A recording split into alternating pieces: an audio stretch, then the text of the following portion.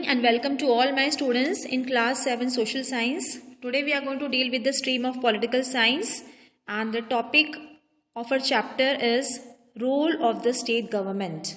So this is our chapter number 4 in political science. So in this chapter we are going to focus on the topic what is the role of the state government in different spheres of the state. So these are the important points of the chapter which we are going to cover up. Introduction we will see. Then we are going to see what are the main functions of the state government. Then what is public health. In terms of health, what are the main responsibilities and duties of the state government. Then what do you understand by PHC? Okay, the private health center and also the primary health center. What is primary health center? Then we will have the comparative study between the public health center and the private health center. At the same time, we are also going to cover up and focus on these topics. Who are medical tourists? What is medical tourism sector in India? Then what are some other subjects? That is some other areas and the spheres and the fields where the state government is working upon for the welfare of their citizens of their state. Okay, for example, landforms, irrigation, water and education. So let us begin our journey with the role of the state government. So in this chapter, in the introduction, students, we will understand what is the meaning of federal system. As we all know that India is a union of states, okay, and we all know that there are 3 levels of government in India. Which are they? The first one, at the topmost level, we have the union or the central government, which is also known as the national government, which runs at the country level. So this is the first level of the government. The second is the state government, second level, and the third one is local self-government. Okay, so this division is only known as the federal system of government. So in our federal system of government, we are having the 3 levels of the government. And second thing which is very important, that in a federal system of government, the federal government divides the power between the state government and the central government. It means related to any of the area or the subject, there is no conflict or the tension arises between the central and the state government. That is why power sharing is very, very important in India. And the federalism, in the principle of the federalism, the concentration of the power in the hands of a few is prevented. Okay, so 100% power, we cannot say that it is in the hands of central government. And always the state government is financially, economically and in other ways also depending upon the central government. No. State government also enjoys its autonomy. It is also having its own power, and these power of sharing has been done by the framers of our constitution to avoid any sort of conflict or tension or dispute between the central or the state government. So this is a very important principle, the federalism, and this fact was kept in the mind by the framers of our constitution. So in the Indian federal system, students, we can say that power is shared between the central or central union government and the state government. And the union government unites all the state governments, but they remain independent in their internal affairs. It means overall we can say that the state government is having the freedom and the independence to take the decision in the internal affairs of their own particular state. So this way the Constitution of India defines the structure, powers and functions of the state government. And now we are going to see in detail what are the different functions of the government. Yes, so state government is having the freedom and independence to make the laws and to provide the different types of services according to the requirement of their own state. And the services provided by the state government reaches through the people through the local self-government. So the local self-government is the third level of the government which we have in every state. Okay, so it is a duty of the local self-government to provide all the services and to make them aware about all the policies which are made by the state government. And the local self-government we have in the form of panchayats and municipalities. And state government also encourage the community participation and the participation of NGOs to make their schemes more effective. Now, as I have told you that in a federal system, the state government is having their own power, they enjoy their own autonomy, and this has been framed by the maker of the constitution. So, in the constitution only, the three lists are being made by the framers of the constitution, and these lists are state list, concurrent list, and the union list. And here we will talk about that on which subjects. Here subjects means on which areas and in which department, for which spheres the state government and the central government, they can make the laws. Okay, so here we will talk about that what is mentioned in our state list or in the concurrent list. So among these subjects are land reforms, irrigation, water, education, and public health. Okay, so public health. So mainly in this chapter we are going to focus on the public health. Before that, I would like to show you federal system in India. Okay, so in India we have the federal system of the government. Okay, that is the three levels of the government: national government, then we are having the state government, and then we have the local self-government. And this is done for the beneficial of the state government and the central government. The power sharing is very, very important. So this way the Constitution of India has made the three lists: union list, concurrent list, and the state list. Okay. So in the union list only the countries, the central government is having the power to make the laws on these subjects. These subjects means these are the areas, these are the fields of the sphere on which only the central or the union government can make the laws. This is concurrent list means both the governments, central government as well as the state government, they both can make the laws on these subjects. So which are these subjects? Education, forest, trade, marriage, adoption, succession. And state is also having the power to make the laws on these subjects: police, the police department of any particular state, then trade, agriculture, irrigation. So these are the three lists which are mentioned in our constitution. Yes, so dear students, in this chapter mainly we are going to focus upon the public health. So before that we should know what is health. So WHO, that is one of the we can say one of the important agency of United Nations. The World Health Organization has defined the health in this manner, that our health is a state of complete physical, mental, and social well-being. Okay, and not only the absence of disease or infirmity. If a person is not having any disease, we cannot say that he is healthy, he is having the good health. No. A person should enjoy complete physical, mental, and social well-being. Then only the person is said to be a healthy person. So a person is considered healthy only when he or she is able to remain free of illness, any kind of illness and injury. And the health of a person depends on many factors like availability of clean drinking water, sufficient food, proper rest, sanitation in the surrounding areas, and pollution-free environment. So, good health means our capacity to remain free from physical disorder, illness, and or injuries.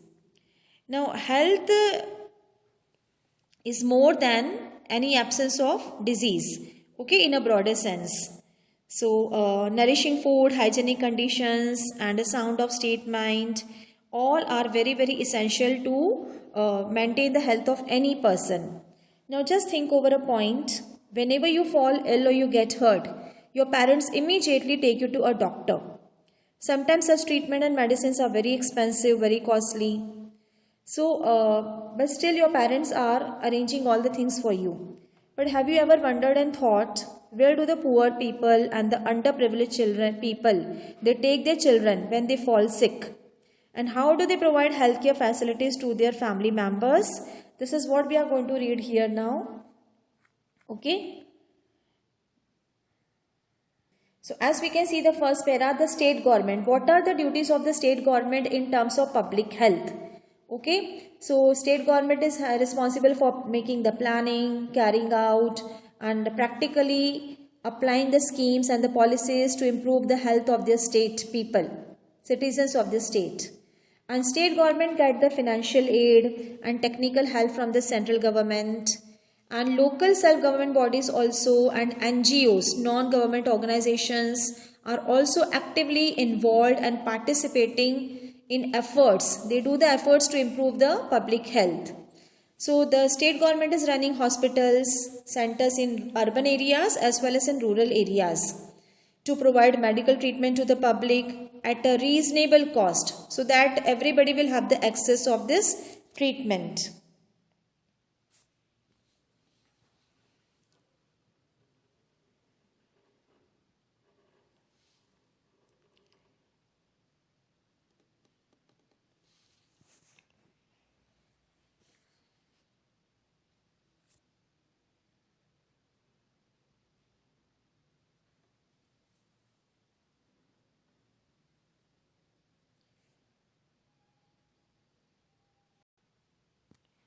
In India, we have seen the government, private organizations, and NGOs, they try to prevent and treat illnesses by providing facilities such as health services, hospital, clinics, laboratories, and mobile dispensaries, and also free medical aid, consultancy, and other medication are also made available to the poor and the needy people. And so as we have seen that the state government runs hospitals and health centers in urban areas as well as in rural areas of the state to provide reasonable medical treatment to the people, to the public of the state, and these are run mostly out of the taxes which are paid by the public. So the state government also arranges for sanitation and waste management, okay, and state government also organizes different kinds of health camps in the state to vaccinate the people against the various deadly diseases. And state government also conduct in these hospitals a free medical test to spread the awareness about the health amongst the people. So the health services which are provided by the state government, they reach us through a chain of health centers. So first of all, we'll talk about the village level. So at the village level, there is usually a small health center where minor illnesses, small illnesses can be treated there. And the village health center is under the supervision of a primary health center, which is PHC, primary health center. And a PHC supervises the health centers of several villages. And the PHC or primary health center have qualified doctors. They have qualified doctors also there, and they refer the seriously ill patients if any serious case is there, major cases are there.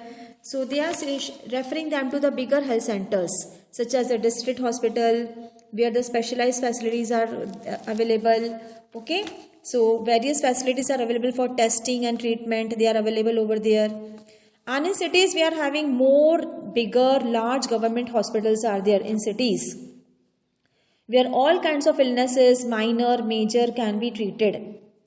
So this way the public health services are very cheap, but some problems are also there. Like shortage of medicines is always there, and medical equipments are not so much modernized. Advanced high-tech machines are not available. Hospital beds are very limited in number, and lack of qualified doctors, lack of trained health workers.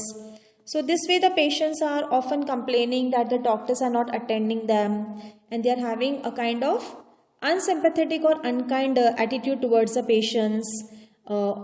So doctors, health workers, and the other people are not attending the patients responsibly in public health services, and they have also complained of the discrimination against the women and the Dalit. So these are the problems which a person is facing in the public health services. So about the taxes, already we have done that with the help of taxes only the government is running all the different health centers in urban areas, rural areas. Now sanitation. So in sanitation, what comes? The cleanliness related to our drainage system, our washrooms, so we should have the proper drainage system in our surroundings so that it can avoid the stinking and the breeding of the mosquitoes, because most mosquitoes means mosquito is a very dangerous symptom or signal of other diseases like malaria, dengue. So that is why we need the proper sanitation where we can dispose the dirty water from our drains and from our kitchen also, and from our homes. So this way we have seen that the vaccination camps are organized by the state government to provide the vaccine to children and to the women free of cost. Here we can see vaccination camps. Okay, and even our government of India has also organized a pulse polio campaign, according to which the children below under 5 years, the pulse polio was given to them. Okay, and midday meal scheme is also organized by the government only since 2010, according to which in every government school the healthy nutrition food is given to the children, those who are suffering from malnutrition or lack of food or underweight. So such problems are solved by the government by taking care of the health of the children. So World Health Organization is also said that it is a fundamental right of all the human beings to enjoy the highest standard of the health, and that too without any discrimination. So that is why it is crucial that the state government should play a very important role in promoting the healthy life among all the citizens. So many schemes are made by the government of India, so we should be aware of it. Okay, so many vaccinations are given by the vaccination camps are organized by the government, so we should be aware of it. As you can see, pulse polio campaign has been organized by the government successfully, and regarding flu also. So these are the responsibilities and the vaccination camps organized by the government. And also our government is training time to time training to the nurses and to health workers and to pharmacists also. The people, those who distribute the medicines to the people, to the local people in rural areas, to them also government is training them time to time. Now let us have some important facts about the medical system of India. So we should be proud to know that India has the world's largest number of medical colleges. And India is also one of the leading countries in terms of number of medical professionals qualifying every year. And at the same time, India is also one of the world's largest producer and biggest exporter of the medicines. And in addition to it, healthcare facilities in our country have recorded a considerable increase. Okay, considerable improvement and development we can see. And at present, the number of hospitals in our country have crossed 18,000, above 18,000 number of hospitals we have, more than 18,000. And that is why every year the medical tourists visit India every year for treatment. So who are the medical tourists and why do they come to India, and what is the medical tourism sector in India? This we are going to focus, because large number of medical tourists, they visit India every year for the treatment, and they get treatment in hospital that they are rated as some of the best in the world. So we are having in India one of the best hospitals in the world. Okay. But at the same time, some problems are also there we are facing. Despite of, we have seen that a lot many facts are there where our health sector in India and in the state also it is advancing day by day. But still one more picture, one more side is there in India. And what is that? Almost half of the children in a country are undernourished because they do not get the sufficient food to eat. And similarly, the large number of population of our country is unable to get drinking water, and due to this waterborne diseases are spreading, and which are very very contagious and communicable diseases. For example, hepatitis, diarrhea, cholera, and 500,000 people die from tuberculosis. Malaria is another disease which has not been brought under control. So every year we can see that 2 million cases of malaria reported. Okay, so this is the another side at the same time. So if we compare to urban areas with the rural areas, we will see that the rural areas people are suffering from lack of sound good healthcare facilities. And here the ratio, that is number of qualified medical practitioners, doctors, is also very low and in rural areas. And in rural area the people have to travel to long distances in case if they are suffering from any serious diseases or injury. So the people from rural areas, they have to travel to long distances to reach a physician or a doctor or a healthcare specialist. And in many cases we have seen that poor transport, communication facilities are causing a delay in the treatment of patients. So this way many people die from minor and curable diseases also. Many people die just because they do not get the timely treatment. They do not get the prompt and timely treatment. So this way the person who is suffering from minor very and curable diseases, they also die. So these are some of the major problems which we are facing in India, despite of we are having the high-tech advanced machines also and facilities also. So there is no doubt that we are having a large number of doctors, clinics, hospitals, money, knowledge, experienced professionals, practitioners, those who are running various healthcare system. But in spite of this, we are facing these many problems in our healthcare system. So we need to provide and improve our healthcare system.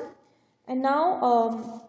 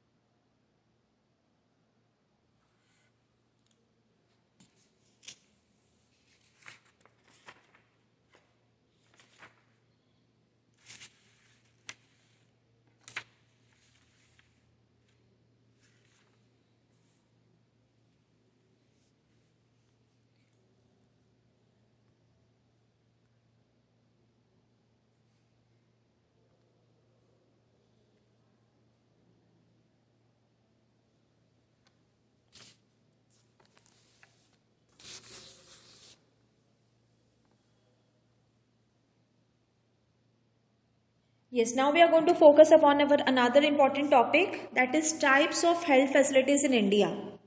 So in India, the healthcare services are provided in two ways: the public healthcare system, and the private healthcare system. Public health services and the private health services. So these are the two health services in which the healthcare is provided to the people of India. Okay. So first of all, we will see what is public health facility. So public health services are provided by the government through government hospitals, dispensaries and clinics in both rural as well as urban areas. Every state government is responsible for public health, and every state government has health centers in villages, multi-specialty hospitals in large metros, and these hospitals provide either free or low cost or reasonable healthcare facilities such as diagnosis of diseases, testing of the diseases, treatment of the diseases.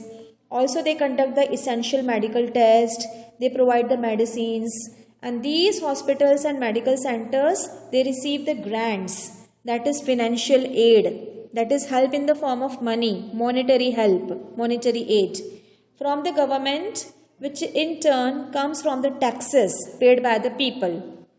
Okay, as for example, already I have told you that Pulse Polio is an immunization campaign.